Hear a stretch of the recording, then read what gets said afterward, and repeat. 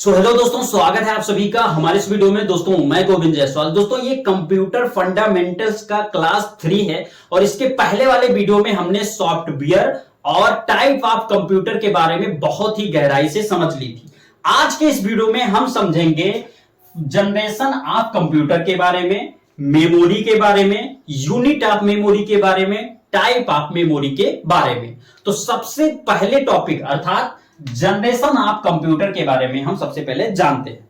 दोस्तों ये जो आपका कंप्यूटर है इसको मुख्य रूप से 5 जनरेशन में डिवाइड किया गया। अब यहां पर इसको हम किस तरीके से डिवाइड किए? First generation, second generation, third generation, fourth generation और फिफ्थ जनरेशन।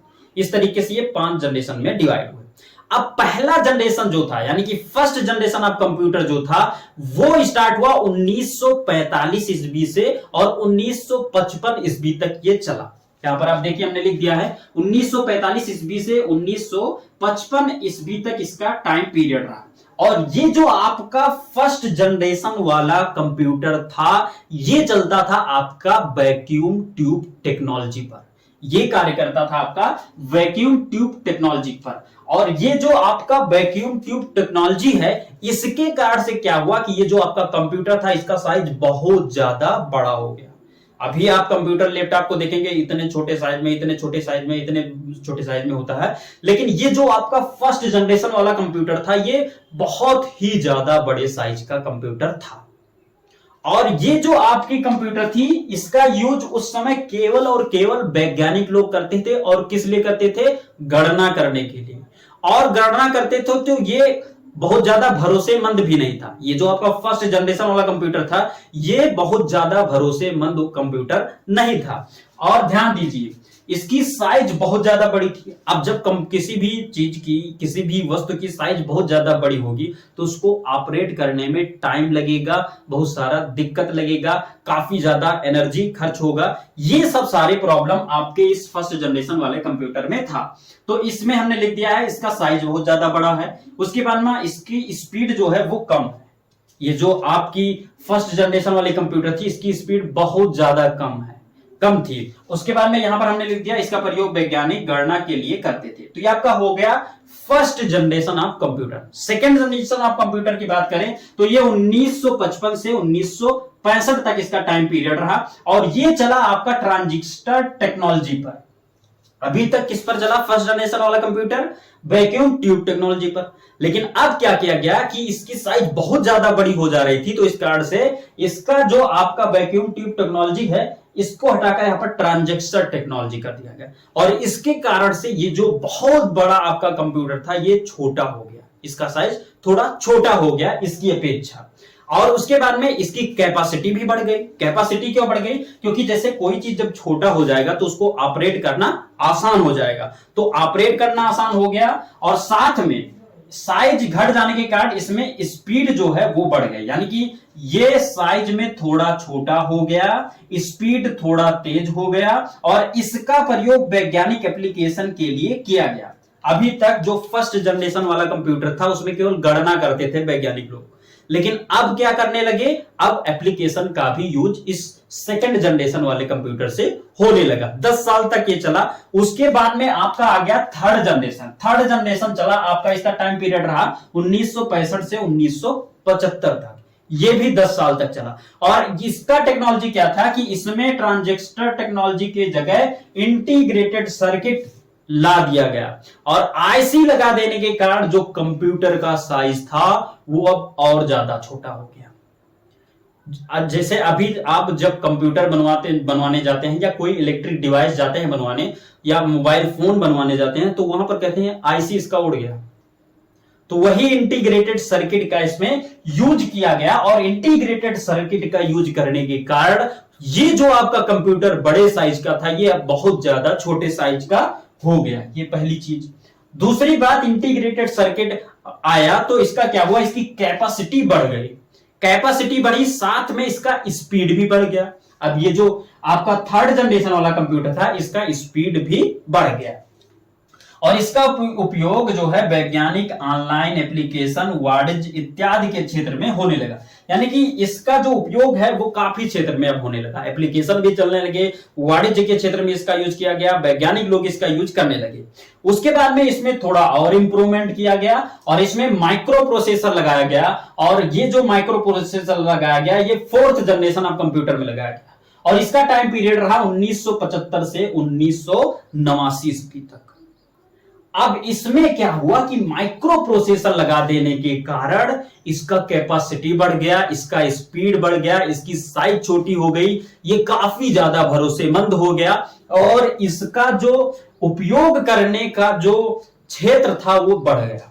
अब इसका उपयोग लगभग हर क्षेत्र में होने लगा। ये जो 4th जनरेशन ऑफ कंप्यूटर था इसका उपयोग यहां पर वैज्ञानिक भी करने लगे, वाणिज्य के क्षेत्र में, ऑनलाइन एप्लीकेशन के क्षेत्र में, हर तरीके के क्षेत्र में इसका यूज होने लगा, और इसका यूज हम भी करते आए। अब उसके बाद में क्या हुआ कि इसके बाद आता है 5th जनरेशन ऑफ कंप्यूटर, और 5th जनरेशन ऑफ कंप्यूटर जो है वो काफी कमाल का कंप्यूटर है। इसमें क्या है कि ये तो चला 1989 से अब तक और आगे चलेगा। इसमें क्या किया गया कि इसमें आ गए एआई अर्थात आर्टिफिशियल इंटेलिजेंस के टेक्नोलॉजी पर ये कार्य करने लगा। फॉर एग्जाम्पल के लिए अगर मैं आपको समझाना चाहूं तो अभी तक जब आप फोटो बनाना होता था तो फोटोशॉप आप ऑन करते थे, फोटोशॉप एप्लीकेशन ऑन करते थे और उसमें उसको क्रॉप करते थे, उसके बैकग्राउंड को हटाते थे, उसमें आप फिल्टर लगाते थे, शैडो लगाते थे, बाल को सेट करते थे, मतलब हर एक चीज को करने में घंटों लग जाते थे। फोटोशॉप पर अगर आप फोटोशॉप पर फोटो बनाते थे तो काफी ज्यादा समय लगता है।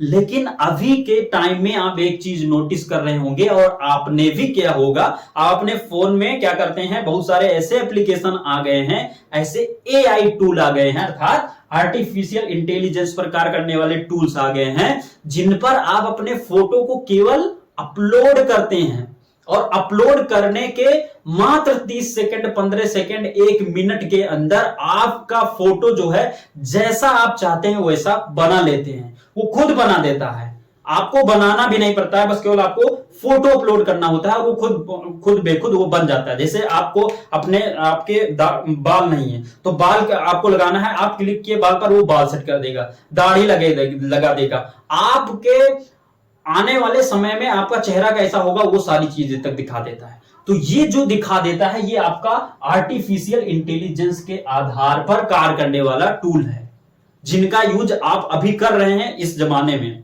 जैसे अभी आया है चैट जीपीटी, जो कि बहुत ज्यादा पॉपुलर हो रहा है आपके बीच में। तो ये जो चैट जीपीटी है वो क्या है, चैट जीपीटी में आप जाएंगे, कुछ भी पूछेंगे आप, जैसे मान लीजिए आपको क्या करना है कि ये मार्कर किस तरीके से खोले, वो तुरंत बताने लगेगा। कोई भी चीज आप पूछेंगे वो स्वतः बताएगा। जैसे आप अभी तक गूगल पर सर्च करते थे, कोई चीज, कोई प्रॉब्लम होता था आप गूगल पर सर्च करते थे, तो गूगल पर जब आप सर्च करते थे तो गूगल पर केवल वही चीजें दिखाई जाती थी जो मनुष्य द्वारा वेबसाइट पर लिखे गए होते थे। आपके सामने वेबसाइट आता था, उसमें जो इंसान लिखे होते वही आप पढ़ते थे। लेकिन अब जो चैट जीपीटी आया है उसमें क्या हो रहा है, उसमें केवल यही हो रहा है कि आप जाकर पूछ लीजिए, वो खुद बताएगा। मतलब उसमें कोई इंसान कार्य नहीं कर रहा है, आप कुछ भी पूछिए वो जरूर बताएगा, वो अपने हिसाब से खुद से बताएगा, और ऐसा बताएगा जो रियलिस्टिक होगा एकदम। तो वो किस पर कार्य कर रहा है, वो आपके आर्टिफिशियल इंटेलिजेंस पर कार्य करने वाला टूल है, अर्थात ये जो आपका एआई है उसमें भरपूर यूज हो रहा है। वो एआई पर ही आधारित एक एप्लीकेशन है या जो भी कहे सॉफ्टवेयर है। तो इस तरीके से ये आपका जो 5th जनरेशन वाला कंप्यूटर है ये बहुत ही ज्यादा कमाल का कंप्यूटर है, और इसकी जो खासियत है वो यहां पर अभी हमने आपको समझा भी दिया। यहां पर देखिए ये स्वचालित है। स्वचालित मतलब जैसे हमने कहा ना, फोटो अपलोड करो खुद बना देगा, आप कोई क्वेश्चन पूछो खुद से लिखकर आपको बता देगा उस क्वेश्चन का आंसर। उसके बाद में यहां पर इसका स्पीड हाई है, स्पीड बिल्कुल हाई है, क्योंकि आप फोटोशॉप पर फोटो बनाते थे घंटों बैठकर, आप केवल सेकंडों में हो रहा है, वो खुद बनाकर दे रहा है, तो इसका स्पीड भी बढ़ गया। 3rd नंबर पर लगभग हर क्षेत्र में कार्य हो रहा है, बिल्कुल हर क्षेत्र में कार्य होगा। क्यों? क्योंकि अभी तक आप क्या करते थे, कुछ भी पूछना होता था गूगल से सर्च करते थे, अगर वेबसाइट है तो आपको दिखाता था, नहीं वेबसाइट है तो वो दिखाता ही नहीं था।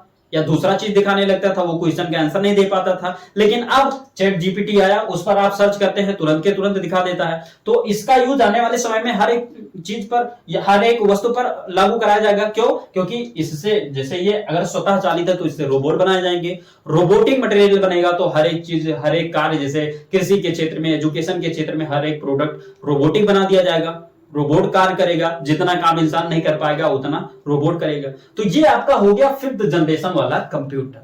तो ये आपके हो गए 5 जनरेशन इस कंप्यूटर के, जिसको हमने बहुत ही बारीकी से आपको समझा दिया। अब हम जानेंगे यूनिट ऑफ मेमोरी के बारे में। तो गाइज यहां पर हमने हेडिंग डाल दिया है यूनिट ऑफ मेमोरी। अब मेमोरी की अगर बात करें तो जैसे आपके मोबाइल फोन में मेमोरी होता है, ऐसे कंप्यूटर में भी मेमोरी होता है। तो मेमोरी में आपने एक चीज ये देखा होगा कि आप केबी का नाम सुने होंगे, लेकिन उसका फुल फॉर्म आपको नहीं पता होगा। आपने एमबी का नाम सुना होगा, आपने जीबी का नाम सुना होगा। जीबी का नाम तो लगभग हर लोग सुने होंगे कि इतने जीबी का मेमोरी है।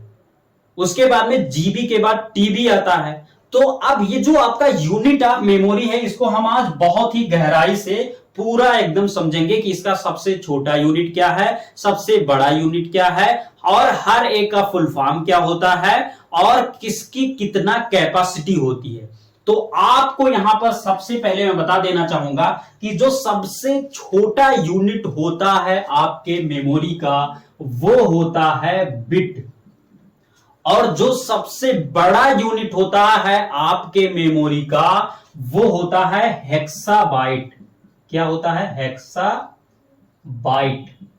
ये आपका सबसे बड़ा यूनिट है मेमोरी का, और सबसे छोटा यूनिट है आपका बिट। अब ध्यान दीजिए, यहां पर क्या होता है कि 8 बिट इजिकल टू 1 बाइट होता है।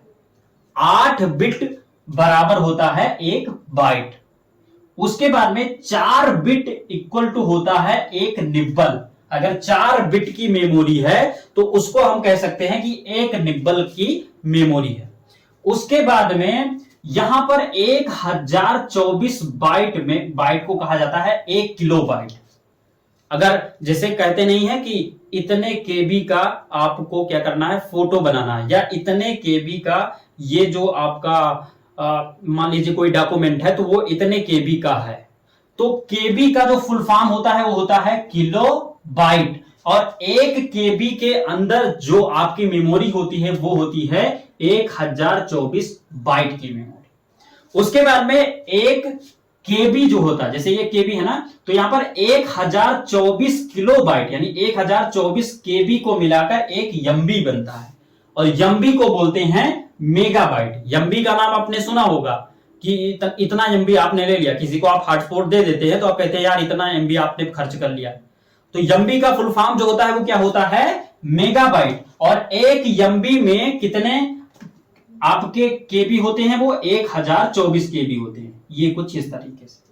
तो ये आपका हो गया। अब 1024 एमबी का 1 जीबी होता है, यानी कि अगर आपकी 1 जीबी की मेमोरी है तो उसमें कितने एमबी आएंगे, 1024 एमबी। यानी कि ये जो आपका 1024 एमबी होता है ये बराबर होता है 1 जीबी के। और जीबी का नाम तो आपने सुना होगा, आप कहते हैं हमारी 2 जीबी की मेमोरी है, हमारी 8 जीबी की मेमोरी चोरी हो गई, ऐसी आप कहते हैं। अब जो जीबी है, जीबी का फुल फॉर्म होता है गीगाबाइट। क्या होता है? Gigabyte, GIGAVYT byte. तो गीगाबाइट आपका हो जाता है इसका फुल फॉर्म। अब ध्यान दीजिए, 1024 गीगाबाइट अर्थात 1024 आपका जीबी का अगर मेमोरी है तो उसको कहा जाएगा 1 टीबी। जैसे 1024 जीबी बराबर कितना होता है, 1 टीबी। और टीबी का नाम आपने सुना होगा, अगर आप कंप्यूटर पर कार्य करते होंगे या लैपटॉप पर कार्य किए होंगे तो आपको ये पता होगा कि टीबी होता क्या है। अब टीबी का फुल फॉर्म अगर बात करें तो टीबी का फुल फॉर्म होता है टेराबाइट। 1 टीबी के अंदर कितना मेमोरी होता है, 1024 जीबी का मेमोरी होता है। तो ये आपका हो गया। अब इसके बाद में 1024 टीबी अर्थात टेराबाइट बराबर होता है 1 पीबी। और पीबी का फुल फॉर्म होता है पेटाबाइट। यानी कि अगर 1024 टीबी की मेमोरी आपकी है तो उसको आप कह सकते हैं 1 पीबी की हमारी मेमोरी है। ये इक्वल होगा 1 पीबी के अर्थात पेटाबाइट के। उसके बाद में 1024 पेटाबाइट बराबर होता है एक हेक्साबाइट, यानी एक एचबी, जिसको हम हेक्साबाइट कहते हैं। तो ये आपका हो गया यूनिट ऑफ मेमोरी। और इसमें हमने ये चीज आपको बताया कि ये जो आपकी मेमोरी होती है, इसकी सबसे छोटी इकाई है बिट और सबसे बड़ी इकाई है आपका हेक्साबाइट। तो ये आपका हो गया यूनिट ऑफ मेमोरी। अब हम जानेंगे मेमोरी के बारे में। तो गाइज यहां पर हमने हेडिंग डाल दिया है टाइप ऑफ मेमोरी। अब ये जो आपका मेमोरी होता है, ये मुख्य रूप से दो प्रकार का होता है। पहला तो आपका होता है प्राइमरी मेमोरी और दूसरा आपका होता है सेकेंडरी मेमोरी। अब प्राइमरी मेमोरी क्या होता है, सेकेंडरी मेमोरी क्या होता है, इसको आप समझिए। यहां पर सबसे पहले जो लिखा है उसको समझिए, फिर मैं आपको समझाता हूं। यहां पर हमने लिखा है वह मेमोरी जो कंप्यूटर की मुख्य मेमोरी होती है, परंतु हम इसे किसी भी प्रकार के डाटा को लंबे समय तक नहीं स्टोर कर सकते। ये जो आपका प्राइमरी मेमोरी होता है, इसमें हम किसी भी डाटा या डॉक्यूमेंट को लंबे समय तक स्टोर कर नहीं रख सकते हैं। ये हमारी होती है प्राइमरी मेमोरी। फॉर एग्जाम्पल के लिए यहां पर जैसे हम अगर अपने जीवन पर आपको आधारित चीजें बताऊं, तो मान लीजिए कि आप मार्केट में जा रहे हैं, बहुत सारी गाड़ियां आपके सामने से गुजर रही हैं। तो बहुत सारी गाड़ियां गुजर रही हैं, तो उस समय जिस समय आप रास्ते पर चल रहे होते हैं, तो गाड़ियां आ रही हैं, आप इधर हो रहे हैं, गाड़ी चली गई, इधर हो रहे हैं, इधर उधर होते रहते हैं और गाड़ी जाती रहती है, आप चले जाते हैं। गाड़ी को आप उसी समय तक याद रखते हैं जब तक कि वो आपके सामने, फिर वो गुजर नहीं गई। जैसे गाड़ी गुजर गई वैसे आप भूल जाते हैं कि कोई गाड़ी आई थी, कोई गाड़ी गई, ये आपको याद नहीं रह जाता।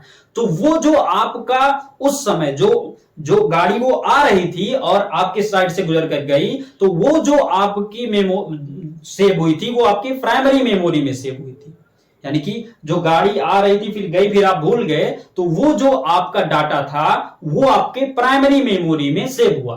तो प्राइमरी मेमोरी की खासियत क्या थी कि आप लॉन्ग टर्म तक उसको सेव कर दिमाग में नहीं रख सकते हैं। वो आप जब तक वो कार्य होगा तब तक आप जानेंगे, उसके बाद में वो भूल जाएंगे। तो वो आपकी प्राइमरी मेमोरी होगी। लेकिन अगर यहीं पर आप चलते हैं रोड पर और जाते हैं, बहुत सारी गाड़ियां चली जाती हैं, और मान लीजिए कि एक स्कॉर्पियो आई और आपको ठोक दी और आपका पैर टूट गया, तो आप उस चीज को या आप उस स्कॉर्पियो गाड़ी को जीवन भर के लिए याद हो जाएगा आपको कि हाँ वो स्कॉर्पियो वहां पर उस स्थान पर आया था, हमें टक्कर मारा, हमारा पैर टूट गया।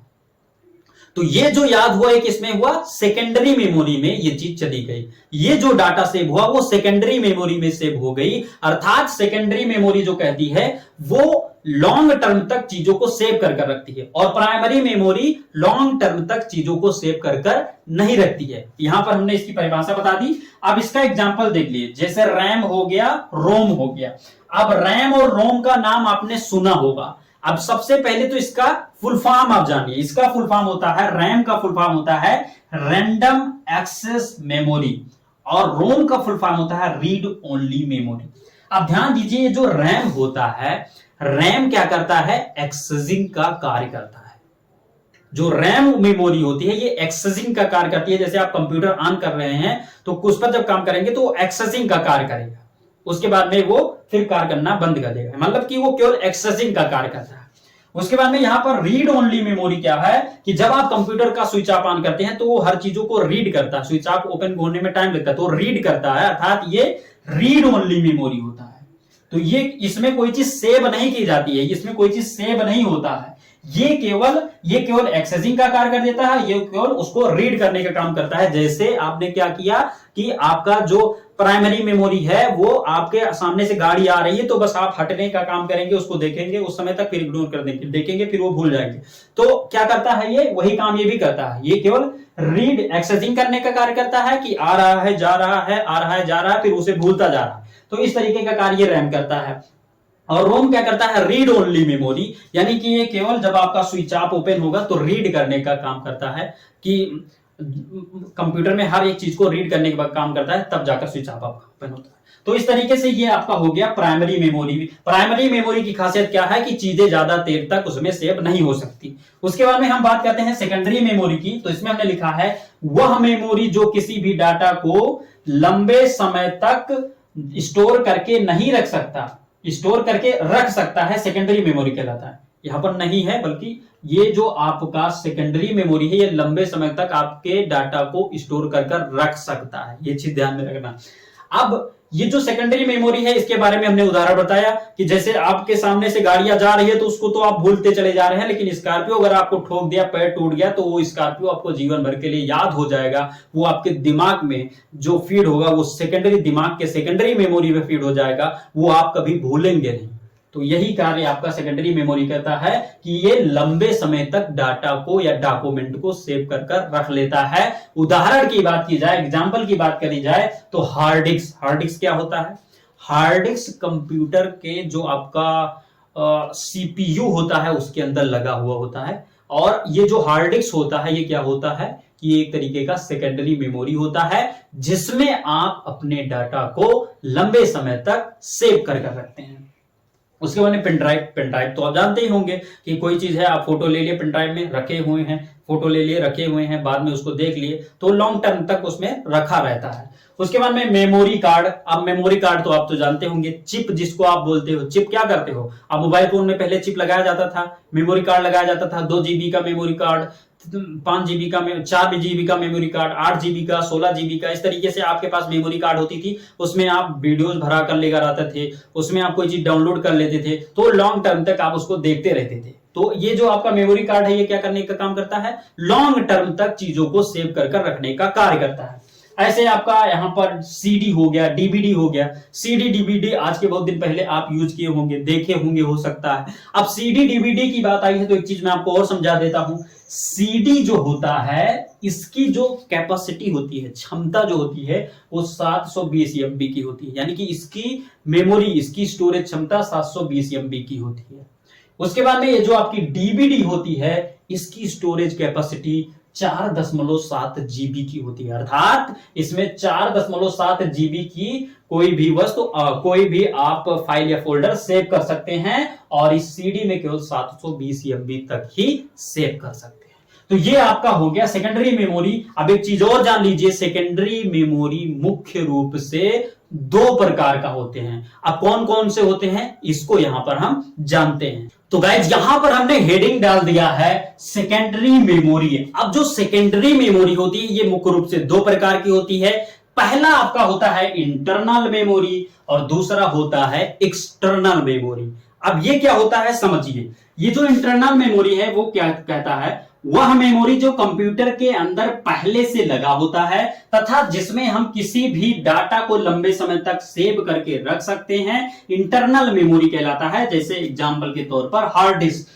मतलब क्या है कि जैसे आपका मोबाइल फोन होता है, अब के जमाने का मोबाइल फोन लिया जाए तो उसमें बाहर से मेमोरी लगाने का एक ऑप्शन दिया जाता है, मोबाइल चिप लगाने का, और अंदर भी आपके 8 GB, 16 GB, 32 GB, 64 GB, 128 GB इतने का आपका जो है मेमोरी अंदर से लगा होता है। तो जो अंदर लगा हुआ मेमोरी है उसे कहा जाता है इंटरनल मेमोरी। उसके अंदर हम किसी भी प्रकार के डाटा को लंबे समय तक स्टोर कर रख सकते हैं, और अगर हमें बाहर से भी आवश्यकता पड़ जाए मेमोरी कार्ड को लगाने की तो उसको भी हम यहां पर लगा सकते हैं। तो ये इंटरनल मेमोरी जो होता है वो कंप्यूटर के अंदर लगा होता है हार्ड डिस्क के रूप में। हार्ड डिस्क क्या होता है? हार्ड डिस्क एक तरीके का मेमोरी होता है जो कि 2 प्रकार का होता है। एक तो इंटरनल हार्ड डिस्क होता है और एक एक्सटर्नल हार्ड डिस्क होता है।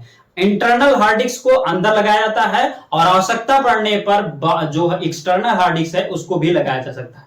तो हार्ड डिस्क जो होता है उसको वो कंप्यूटर के अंदर लगा होता है जिसमें हम किसी भी डाटा को लंबे समय तक स्टोर कर रख सकते हैं। उसके बाद में एक्सटर्नल मेमोरी कहता है कि वह मेमोरी जिसे आवश्यकता पड़ने पर हम कंप्यूटर में लगाया या निकाला जा सकता है, एक्सटर्नल मेमोरी कहलाता है। फॉर एग्जांपल के तौर पर आपका हो जाएगा memory card, pen drive, DVD, external hard disk, ETC। तो यहां पर इसका मतलब क्या है कि जो आपके बाहर, जैसे मोबाइल फोन में बाहर से चिप लगाने का, मेमोरी लगाने का ऑप्शन दिया गया होता है, वैसे ही आप तो बहुत सारे मोबाइल में नहीं भी दिया गया होता है, लेकिन जो आपका जैसे सिस्टम है, कंप्यूटर है, तो उसमें आपका क्या होता है? CPU होता है, उसके अंदर दिया गया होता है। आप पेन ड्राइव लेकर लगा दीजिए बाहर से, जैसे अंदर का स्टोरेज कम है तो बाहर से आप पिन ड्राइव लगा सकते हैं, मेमोरी कार्ड लगा सकते हैं, एक्सटर्नल हार्ड डिस्क लगा सकते हैं, यहां पर डीवीडी लगा सकते हैं और उसके मेमोरी को बढ़ा सकते हैं और आवश्यकता पड़ने पर उस चीज को निकाल भी सकते हैं, यानी निकाला और लगाया दोनों जा सकता है। तो इस तरीके से जो आपका सेकेंडरी मेमोरी है वो दो तरीके का हो गया, इंटरनल मेमोरी और एक्सटर्नल मेमोरी। दोनों चीजों को हमने बहुत ही बारीकी से समझा दिया। तो इस वीडियो को बस यहीं पर करते हैं एंड। इस वीडियो में यदि कोई भी प्रॉब्लम होती है या फिर इसमें कोई सुधार करने वाली बात है तो आपको कमेंट बॉक्स में लिखकर बताना है। बाकी मिलते हैं अगले वीडियो में।